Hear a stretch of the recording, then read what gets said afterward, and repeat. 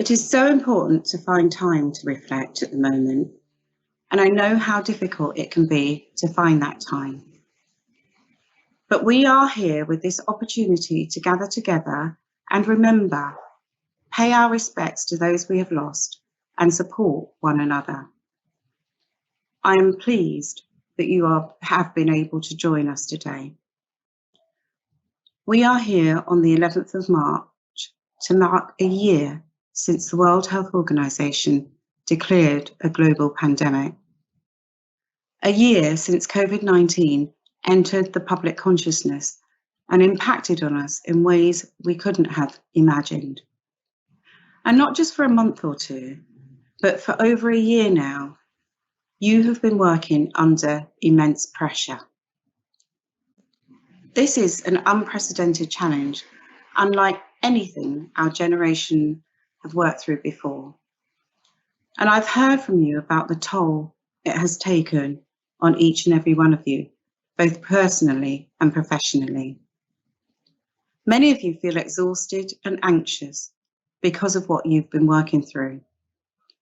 The relentless pressure, that is unsustainable. You've worked on the front line throughout the pandemic at enormous personal risk. And sadly, too many of our colleagues have paid the ultimate price and lost their lives.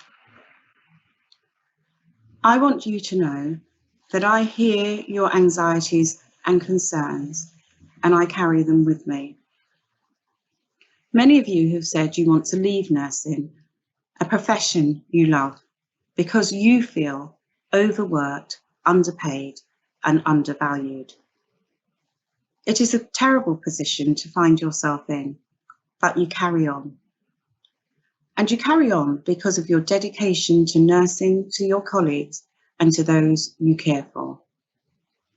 I've always been proud to be a nurse, but I have never felt more pride in our profession than this year and last year.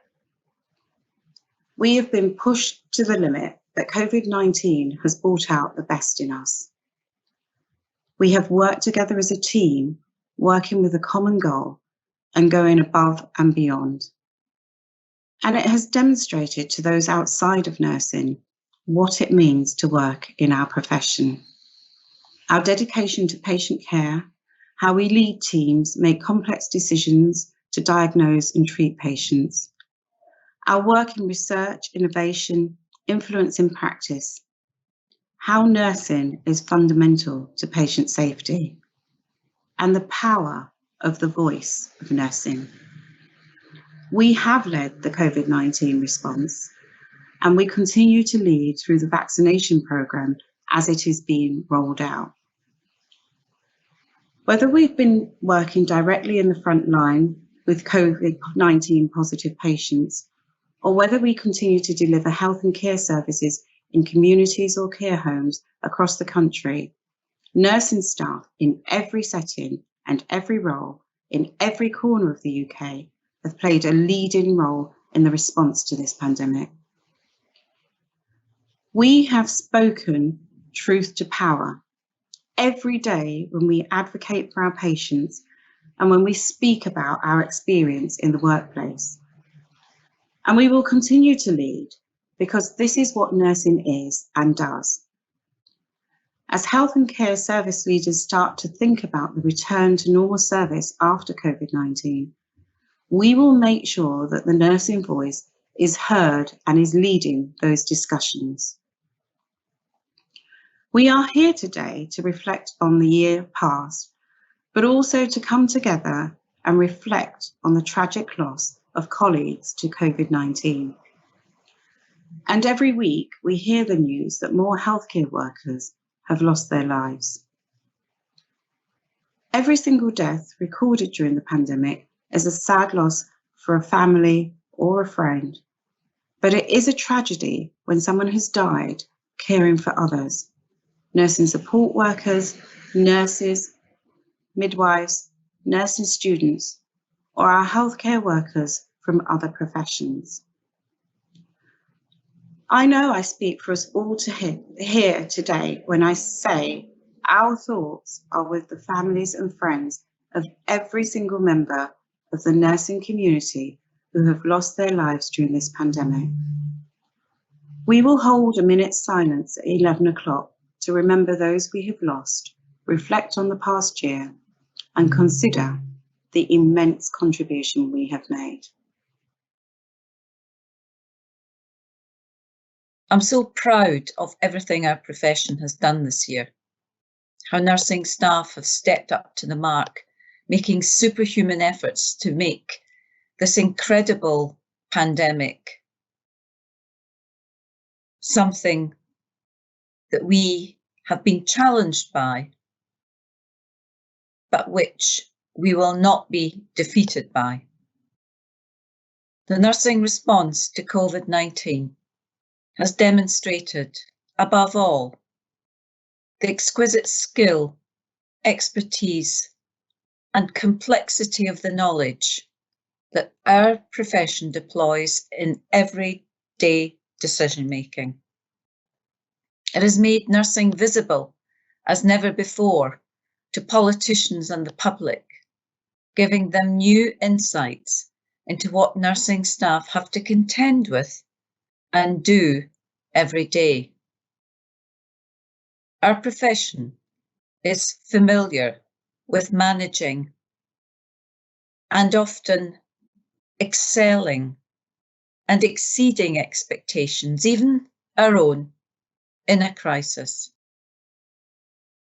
We lead from the front in situations of challenge and difficulty. We troubleshoot, we problem solve, we find ways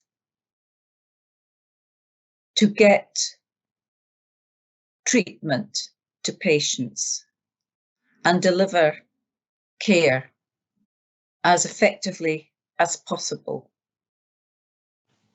Nursing staff have demonstrated, above all, they are leaders as well as partners and practitioners in healthcare. And this has been clear for all to see. And it's never more forcibly expressed or represented than in a pandemic. Strangely, Spanish flu, SARS, MERS, Ebola, the early days of HIV bring out the best in our profession. Why? Because often these are periods of great uncertainty, panic, fear, anxiety, all meld into one, because we just don't know often what it is that we're actually confronting. And that's the moment when, in the absence of effective therapeutics, what do we have to fall back on? We fall back on the very fundamentals of nursing care, because that is what gets patients through. What we're seeing from research is just how innovative you've been, how creative you have been in choreographing new ways of delivering and managing and organising care. New ways of communicating and forging those links virtually between patients and their loved ones when they can't visit. When you can't feel that human touch from those you love around you, especially at your hour of need. We've been trying to find these different ways to help people talk, to help people connect, and sometimes say their last words to their loved ones. Nurses have been at the forefront of developing these technologies under the most adverse and pressured of circumstances. We've cared not just for patients and done this as equitably as possible, but also patients' loved ones.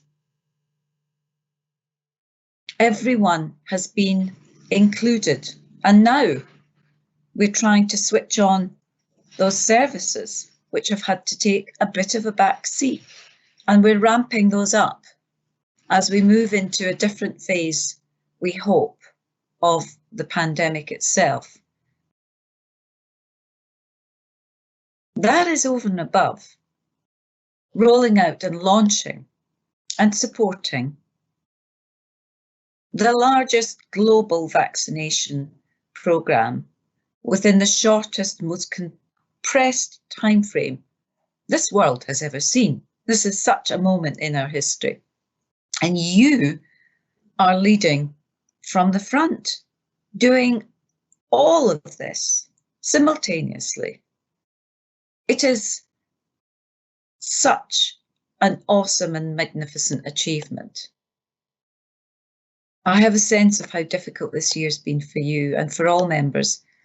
And I just want to share my huge, huge thanks to you for all that you have done, and to do so from the bottom of my heart. Thank you for continuing to do all you do for patients and for our colleagues. So I've just got in from work and I'm actually really tired. That was a really long day. But I'm glad that I've been in and kind of seen for myself what's happening. And it was calming in a way. It was kind of nice to be away from the hysteria that's going on in the world at the minute and people kind of stockpiling for an apocalypse. When in work, we're just kind of getting on with it and kind of gritting our teeth and being calm.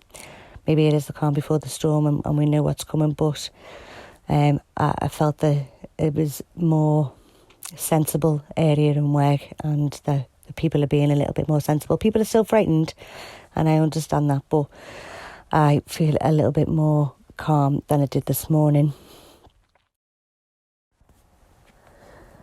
I've had a really tough day today. I had a patient who came in with a broken hip and with symptoms of COVID-19 and an elderly lady who was in lots of pain and quite hard of hearing, and her eyesight's really poor, so she must have been really frightened seeing me in a gown and a mask kind of coming towards her. Obviously visiting hours are restricted so that we can limit the amount of people coming into the hospital, and I totally appreciate that, but I just really felt for this little old lady.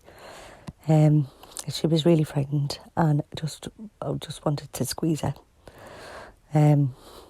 Which probably wouldn't have been appreciated because she got a broken hip.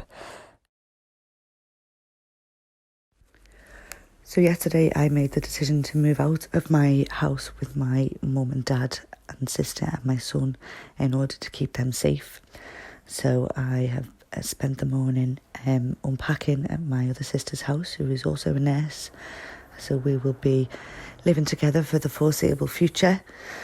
And I have left my family behind so that they can be safe and away from infection. And I am utterly heartbroken.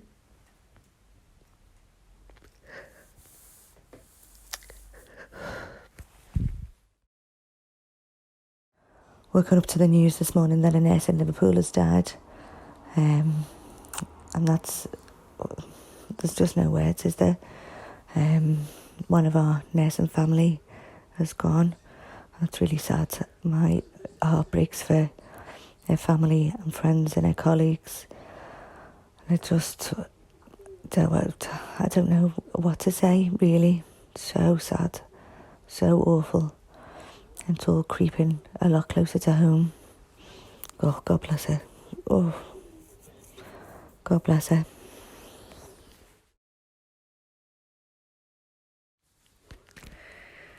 So I had a text this morning from my GP to tell me that I'm in a high-risk category and that I need to isolate for 12 weeks.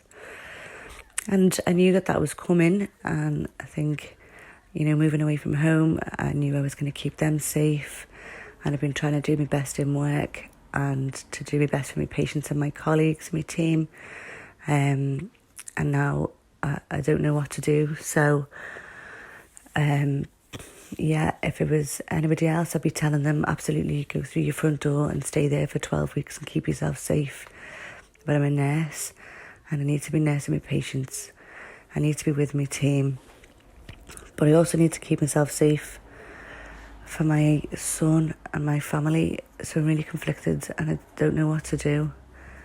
I just feel a bit grim about everything, and I just want to go back to bed and hide under the duvet and wish that none of this was happening.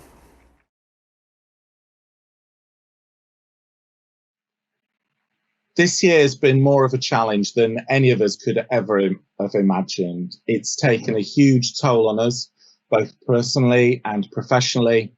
None of us have been unaffected by the pain of the last year, and almost all of us have lost friends, colleagues, and loved ones to this awful pandemic.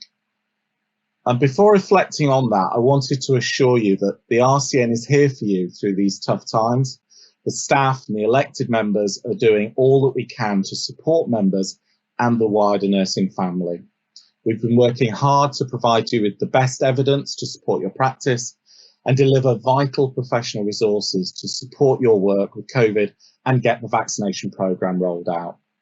We've been consistent in our demands for all of you to have access to credible and safe PPE, and we've supported your refusal to treat if you don't have access to the PPE you need.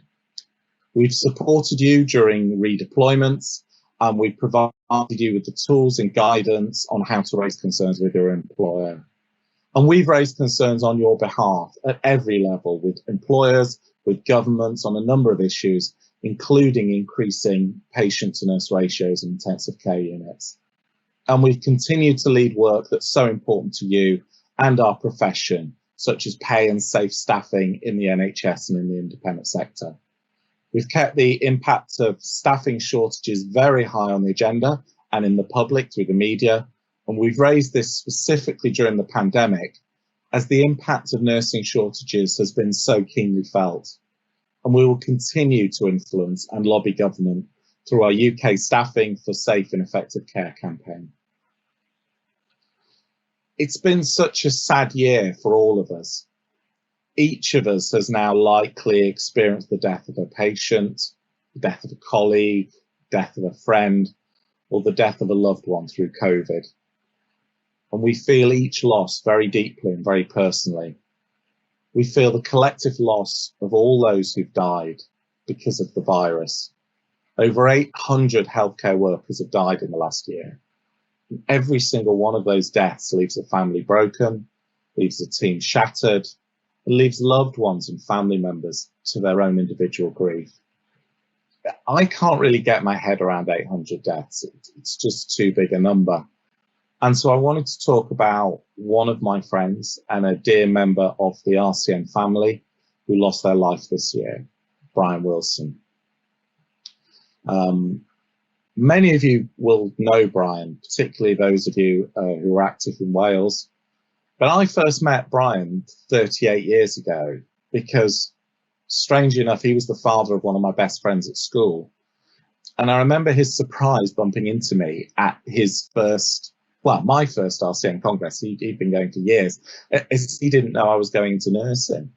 And since then, I've been to 27 congresses, and every congress, one of the highlights for me will be catching up with Brian over a coffee or a glass of wine. He'd let me know how Bridget and Ian were doing, and we'd have a really good catch up. And as well as being a passionate advocate of nursing, and he was a very regular speaker at Congress, he was one of those really kind, gentle people who would help and support anyone who needed it. And many of his acts of kindness and support were done very, very quietly with no fanfare, and were only ever known to a handful of RCN members. But over the years, there were hundreds and hundreds of members who'd been helped and supported by Brian, often in very quiet ways. And for years, he'd been gently lobbying me about reintroducing lifetime membership for members, so that we could give free membership to people who've given a lifetime of service to the RCN. And when we voted this through at council only a few months ago, I was really looking forward to telling Brian in person at the next Congress. It was one of the things I was most looking forward to when we all finally get back together. And it's unbearably sad to know that I won't ever be able to do that. And we won't be able to share a laugh or a smile again. And I know there'll be times where it feels like we're struggling with the weight of all of this loss alone. And I wanted you to know that your council and everyone here at the RCN is behind you. Our staff are behind you.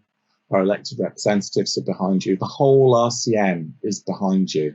And we're with you through this terrible, terrible crisis. And we'll continue to be your voice and support you through the difficult times ahead. And I'd like to finish by offering my own personal thanks to every single RCN member and every member of the nursing community for your resilience, for your commitment, for your continued support for each other, and particularly for the care that you're providing. I very much hope that you can find some support and some comfort in our event today. Thank you for joining us. If I think back to what I was doing a year ago today, I was just starting out in my role as England Director, excited about the possibilities of the role and so proud to be able to represent nurses from across the country in many different ways. Of course, COVID-19 was firmly on our radar in March 2020, but I'd never have imagined 1 year later that we'd still be firmly in the throes of a global pandemic.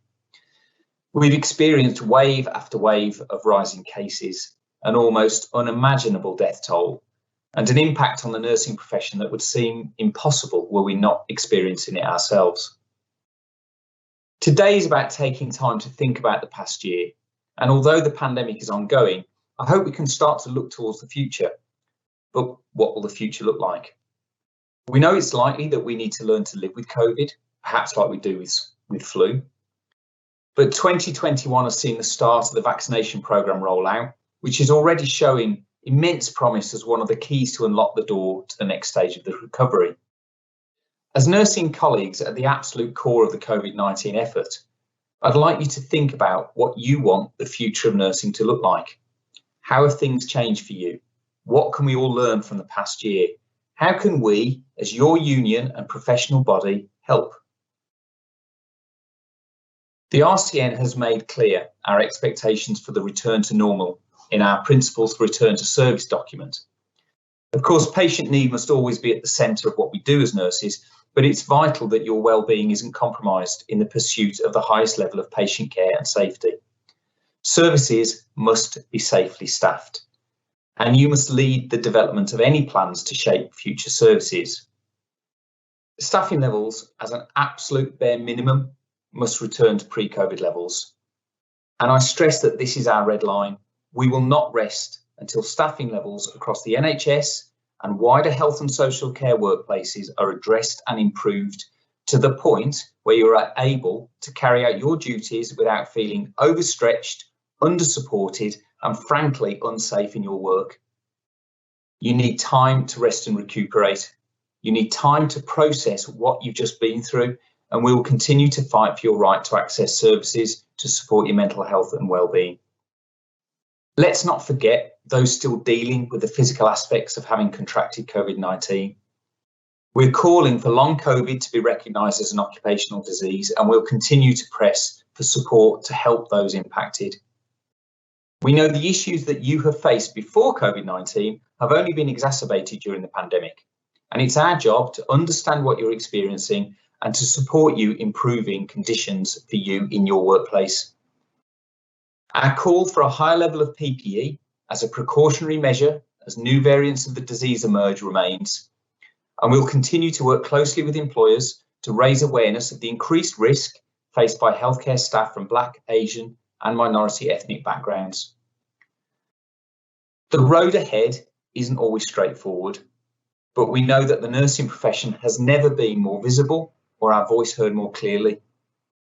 As we begin to consider life in a post-pandemic world, let's think about what we want it to look like for the future of nursing. We may not have all the answers, but we can all together be part of the solution. We'll now hear from some of our members as they consider the impact on COVID-19.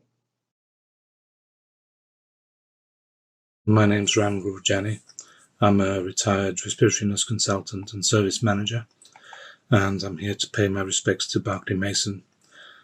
Barclay, a beloved friend and colleague to many of us, worked in accident and emergency here in West Essex, and unfortunately he was taken ill and passed away due to COVID-19. It was a shock to me, as I'm sure it was to many others. It was no longer just a name on a long list, but someone we knew, someone we cared for, and someone who we considered as a friend and colleague. Barclay was someone who I'd worked with, knew well and respected. Barks was a great person, a great personality. He had a big presence. He was a gentle giant, a fan of rugby, New Zealander.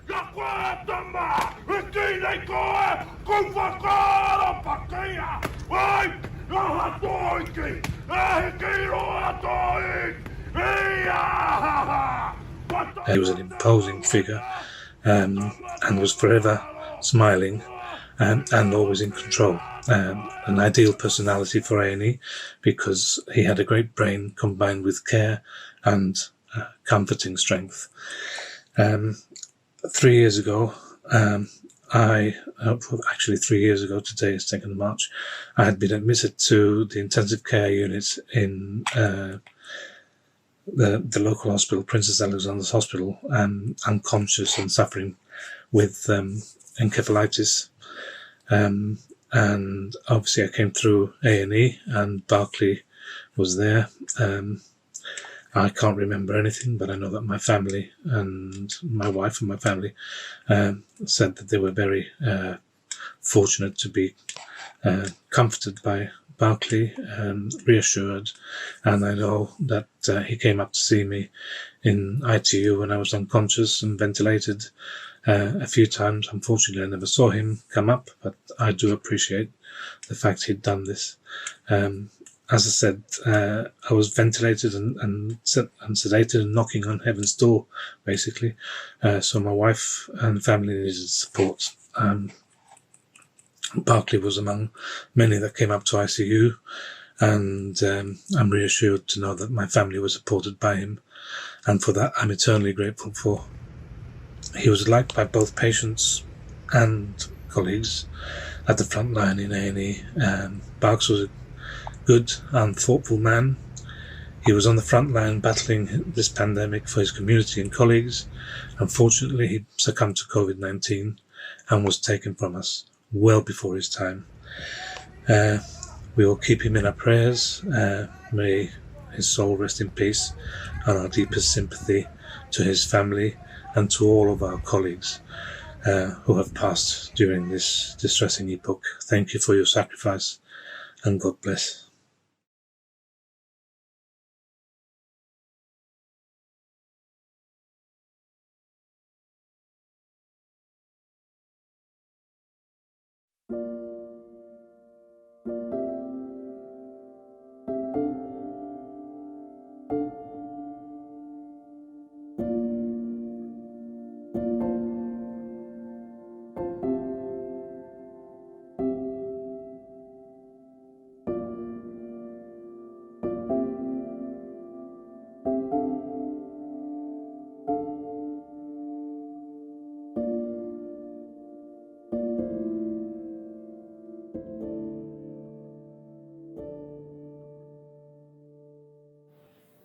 Hello, my name is Kazima Afzal. I am Arima Nasreen's sister, who was the staff nurse at Walsall Manor Hospital, who sadly had the COVID and passed away with it. And it's a huge loss for us and the community. Each day has got worse, never better. But she has gave me so much strength throughout to keep strong and carry on working, which I have. And the only thing that my family feel so much better and something to look forward to is this scholarship on her name. I can't thank the charities enough for what they've done. This scholarship, it will be a journey for us to follow, to see someone's dream come true like Arima. She's such an inspiration that people want to be like Arima. I've heard so many people say we want to be like Arima, and that means so much to me. And she was a wonderful person herself. But this hospital also, her ward, I wouldn't be here if it wasn't for the support that I have got from the NHS, and it feels like Arima's still here, as I'm shocked how I finish every shift. And thank you so much.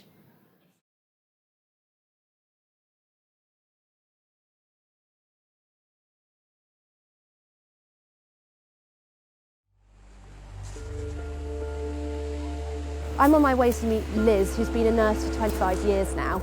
She's been working in critical care during the pandemic, and she's told us she's really struggling with her mental health. Liz is used to making difficult decisions on the intensive care unit. But when the pandemic hit, the numbers of patients being admitted onto her ward doubled or tripled day on day. Her anxiety kept rising too, until she had to take time off. I just couldn't stop crying. I'm normally quite a vivacious, bubbly, bit leery person. Colleagues were walking past me saying, "Are you all right?" Because I obviously didn't look okay. And somebody just saying to me, "Are you okay?" was enough to make me cry. It wasn't until she confided in a colleague that she could make sense of the way she was feeling. They suggested Liz was showing signs of anxiety and PTSD after she told them about her recurring nightmares. I sometimes woke up screaming. This was very real, it was like a video. When I got up to my patient in my dream, they weren't lying on a bed, they were lying on a mortician slab, and they were dead. And then when I took a closer look at all the other patients, they were all on mortician slabs and they were all dead. And I was the only person alive. She says she wasn't the only one on her ward feeling overwhelmed. Some of the strongest people I know, going home in tears and going home so tired that they dread coming in the next day because either they feel that they haven't done enough or they've failed somehow or they just can't cope with this level of pressure every single day. Liz is on annual leave, the first break she's had in months. Last year she would have dreaded returning to hospital, but this time she says she's ready. If there's a healthcare worker watching this right now who's struggling, what would you say to them? It is okay to not be okay. You don't have to be brave about it. You don't have to be, come on, stiff upper lip, British grit. You don't have to be that person. You're allowed to break. You're allowed to struggle, but you're also allowed to get better. And it's really important that people realise that.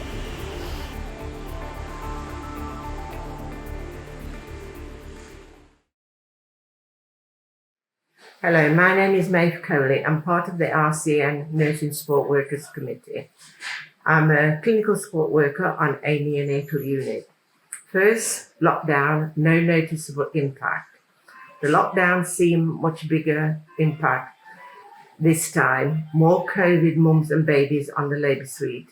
More staff isolating due to COVID. The impact on staff morale by not being able to go out and unwind on days off, i.e. socialising. However, very low impact in relation to my colleagues in adult nursing. I joined the NHS March 2020, just as the pandemic was taking a grip of the UK. Our ward was originally a medically fit ward, but it changed to acute medical, gastro, and then acute frailty. And that is just within the 6 months that I was there. As you can imagine, it was extremely challenging, constantly changing, and not knowing what you were walking into each shift was mentally draining for all of us. Our nurses were required to use skills that some may not have used for many years. But not once did any of them turn away or back down from the challenges that were placed upon them. In fact, they rose to the challenge, they pulled together and they overcame their own fears to care for their patients and to support their team. I was incredibly inspired by all of the nurses I worked alongside, that I decided to go to university and start my own journey towards nursing myself. But it wasn't just the nurses who inspired me. Each and every individual in our team, they empowered me daily. From the kitchen staff, the domestic staff, the porters, the admin team, the ward clerks, the nurses, the doctors, the student nurses, each and every individual that I worked alongside empowered me to do my role and to stand up and support our NHS. Hello, my name's Debbie Quinn and I'm chair of the RCN Neurosciences Forum, but also by background a palliative care clinical nurse specialist. This time last year I was approached to set up and run a COVID end-of-life ward, which I took with open arms, very scared but very optimistic. We set that up within 4 weeks with a team of other redeployed nurses and bank nurses. Very strange experience. It was very new to all of us. We were learning as we went along the way. Had very scared relatives, very scared patients coming to us that we had to reassure, but the whole team worked really well together. We had a wellbeing wall, which I think really helped. We all brought in quotes and things that we could put on that wall to, if we were having a bad day, to be able to go to and remind us. We all had a session most days where we went home and thought about what had happened on that day and tried to pick out the positives. Positives in general were a fantastic team, wonderful care, a fantastic 5-6 month experience that I will never forget. It's unique.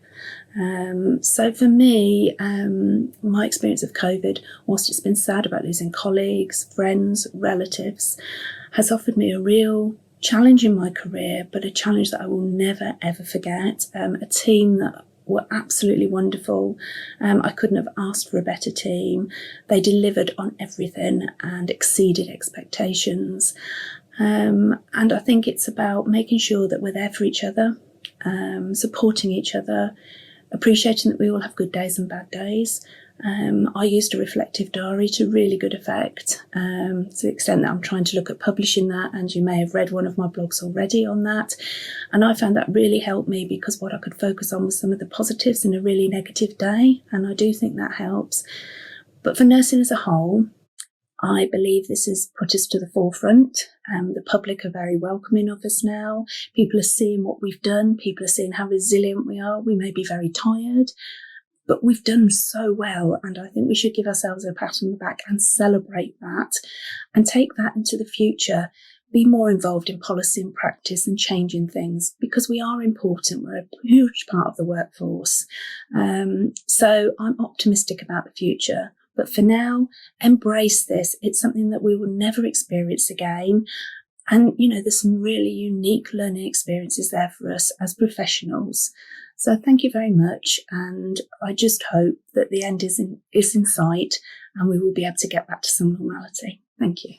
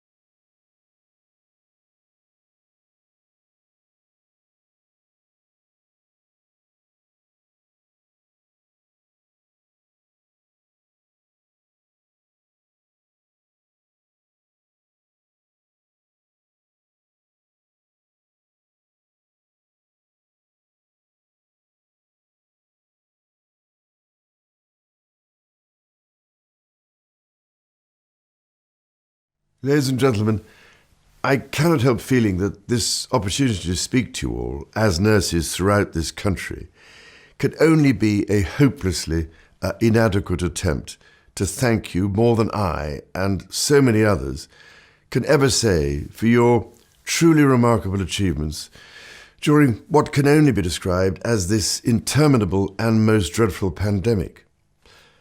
Over the past year, you have quite rightly been in the forefront of the public's mind, even as you have been on the front line of our marvellous National Health Service. Not for nothing have you been described as the heroines and heroes of the hour. And I suspect that it is not widely understood, for instance, that many nurses have had to step outside their normal roles into completely unfamiliar settings in order to help deal with this pandemic. Not only ward and outpatient nurses going into critical care, but also paediatric nurses looking after adult COVID patients.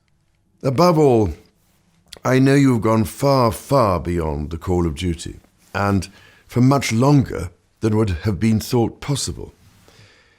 In so doing, you have been an immense credit to the nursing profession and an unforgettable inspiration to our country as a whole, particularly as I am only too aware that you have had to face the kind of soul-destroying traumas and challenges that most of us can hardly imagine.